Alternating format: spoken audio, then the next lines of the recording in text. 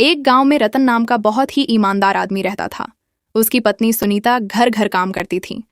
उनका 7 साल का बेटा रिंकू सरकारी स्कूल में पढ़ता था। एक शाम रतन काम से थका हुआ घर लौटा। मैं आपका इंतजार कर रही थी। आज आपका चेहरा इतना उतरा हुआ क्यों है? क्या बताऊं सुनीता, बंकू की स्कूल की फीस 6 महीनों से नहीं भरी। आज प्रिंसिपल ने धमकी दी है, कल तक फीस नहीं दी तो बंकू का नाम काट देंगे। हमारे पास 5 बीघा जमीन होते हुए भी हम दूसरों के खेतों में मजदूरी क्यों करें? वो जमीन चतुर सिंह के पास गिरवी पड़ी है। पिताजी ने कर्ज लिया था और वो चुका नहीं पाए। रतन रात भर चिंता में जागता रहा। अगले दिन रतन मजबूरी में चतुर सिंह की हवेली पहुंचा। अरे रतन, आज खेत पर नहीं गए? सुबह सुबह यहाँ क्यों? सेठ जी, मैं पगार बढ़ाने की गुजारिश लेकर आया हूँ। मुझे रिंकू की फीस जमा करनी है। गरीबों के बच्चों को पढ़ने का हक कब से हो गया? अरे रिंकू को पढ़ाकर क्या कर लोगे? कल से मेरे साथ काम करने दे उसे। अपने बेटे की पढ़ाई नहीं छुड़वाऊंगा सेठ जी। सेठ गुस्से में, तुम्हारे पिताजी ने 2 लाख लिए थे, ब्याज मिलाकर आज 10 लाख देते जाओ और जमीन ले जाओ।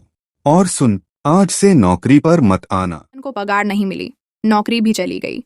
घर लौटते समय पड़ोसी बिरजू मिला। कहा था ना, सेठ तुम्हें निकाल देगा। चलो, उसकी तिजोरी कहाँ है मैं जानता हूँ, चोरी कर लेते हैं। मैं चोर नहीं हूँ बिरजू, ईमानदारी ही मेरी कमाई है।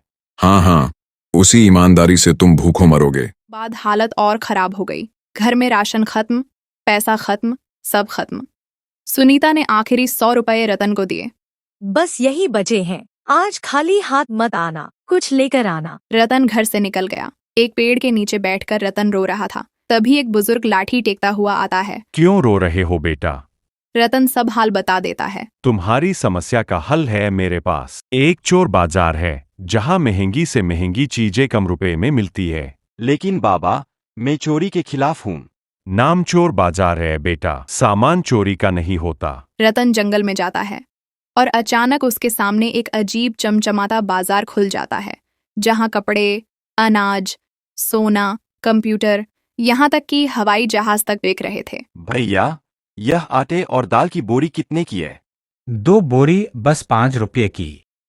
रतन बोरी लेकर घर जाता है। सुनीता हैरान रह जाती है। अगर इतना सस्ता मिलता है तो कोई महंगी चीज खरीद कर बेचो, व्यापार शुरू करो। रतन रोज चोर बाजार जाता, कम रुपये में बड़ी बड़ी चीजें खरीदता और गांव में बेच देता। धीरे धीरे वह अमीर हो गया। उसने बड़ा घर बनाया, बंकू को प्राइवेट स्कूल में डाल दिया। रतन सीधे चतुर सिंह की हवेली पहुंचा। सेठ जी, ये लीजिए 10 लाख रुपए।